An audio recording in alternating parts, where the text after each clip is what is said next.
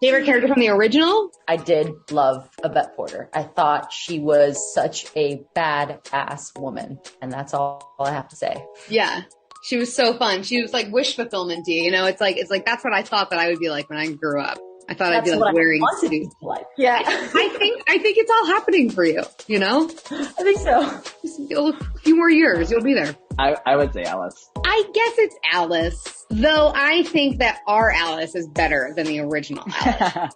Controversial. Dang, Marja. That's a hot take. But it's a hot take, but I stand by it.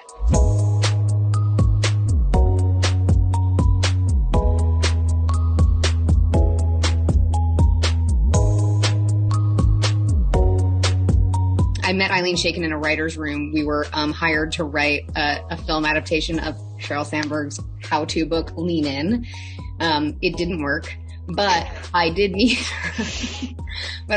her. You know, I like sort of like failed up, you know, and I met Eileen, and then I emailed her like 6 months later when I saw her name in Handmaid's Tale. Like, she was an EP on Handmaid's Tale. So I emailed her and was like, congratulations on your show. She was like, thanks. Do you want to come pitch on the L Word? And I was like, yes. I was in grad school, as many people know, not doing an acting thing. I had done one project and I went back to school like, well, did that. All right. I'm going to get my master's in social work now, and that's going to be my life, which is a great life. It's just not the path that I'm doing now. You know, like, I did a self-tape from Michigan, did a callback from Michigan, and then I flew out to LA and read with Ari. And then as we got closer, as I did like the chem read with Ari, I left being like, I really want this. Like, I was on the plane from LA. It was like 3 days after my 23rd birthday. And I'm like, I really want this. And then I think a week later, my manager called me and told me that she called me and then it said, are you sitting down? And I said, shut up. and here we are. We're here. We made it.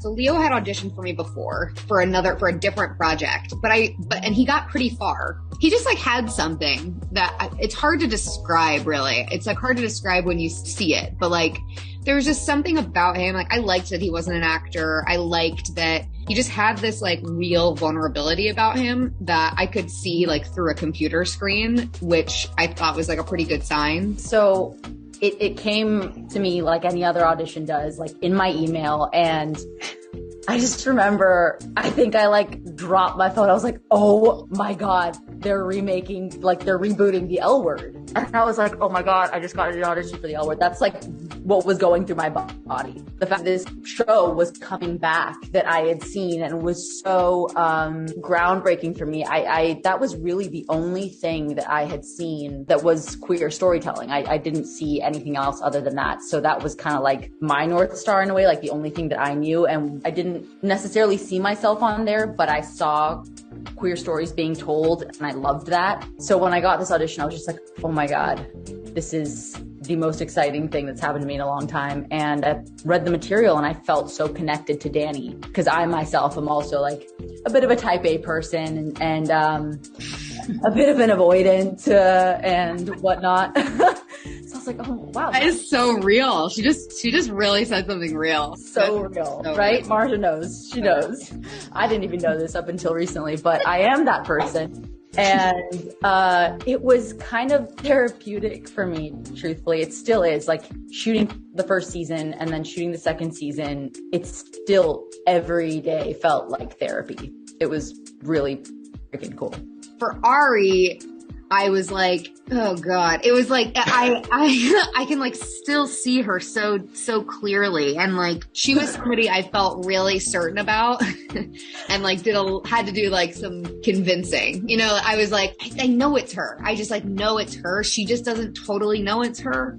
That was what it felt like in the room anyway. And I actually remember Jennifer, after she met Ari, I don't even think you know this, Ari, she said, that girl has no idea how powerful she is. We had sort of decided on her, and then we were trying to match people to her. So she was there for her own audition, then she was there for Leo's audition and Rosanne's audition and like a bunch of other people who didn't get cast audition. And, you know, like she was sort of like the person we were like pairing other people with.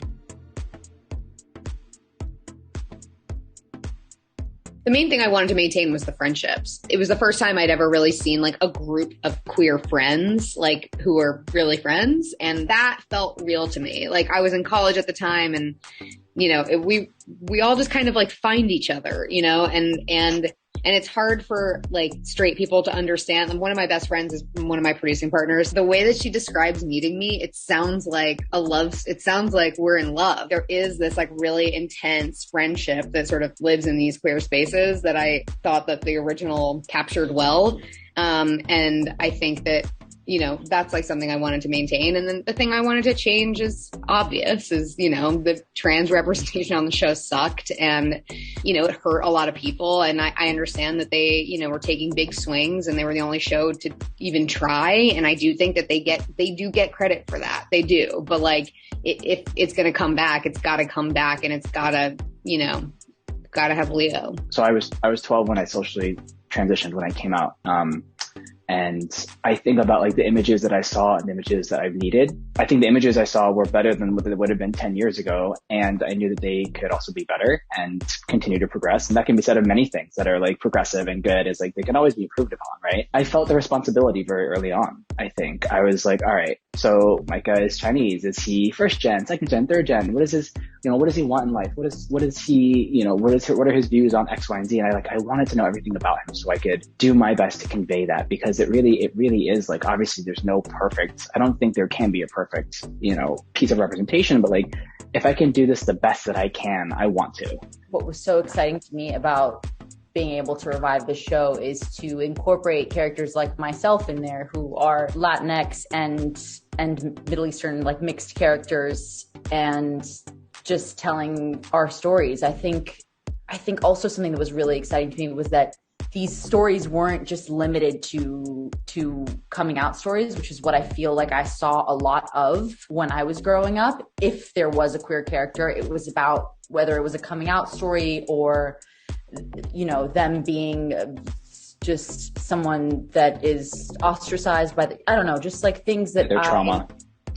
Exactly. Thank you, Leo. And Marja was so great in relaying my specifically like Chilean culture and Iranian culture into Danny's story, and it was really special. It was really special. That's like one of my favorite things about this cast is like they really do like live out for people, and it's really is for other people. It's not really for themselves. I've seen them grow into like really confident actors, both like in front of the camera and during moments like this. And it's just so fun to watch because even though it's just like a silly soap opera that we make, it like actually really does save people's lives. People need to see themselves on television in order to feel not alone. So it really is like holding those two things. I think that they're doing just like such a lovely job.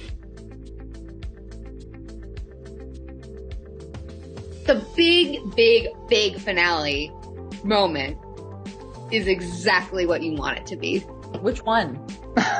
What it ends on. Oh, that. It's what everybody wants me to write, and I just gave it to you because if I don't get a season 3, I'm going to be pissed. Intention in this particular case, like, does count.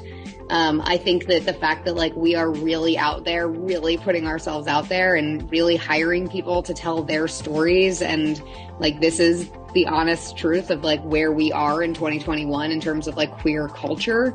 It's okay if like that becomes like a bit of a time capsule. It's okay if like that's not relevant in 2031. That's okay. But like understanding that like we're trying to get more people to see themselves and just trying to get more people to value other people's experiences.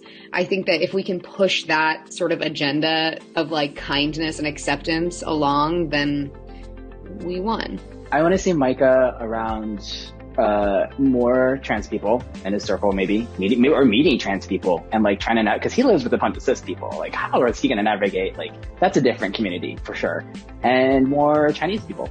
I want to see Danny just exploring and having fun and being a little more carefree, perhaps. I want that too. I think that that's actually a good answer that I feel like is not a spoiler, but like I do think that like that friendship group, I like really want that friend group to come back together. It was really fun to have this like love triangle in season 2, but I think that finding a way to like bring them together as like a friends is fun too. For sure. I'd love that.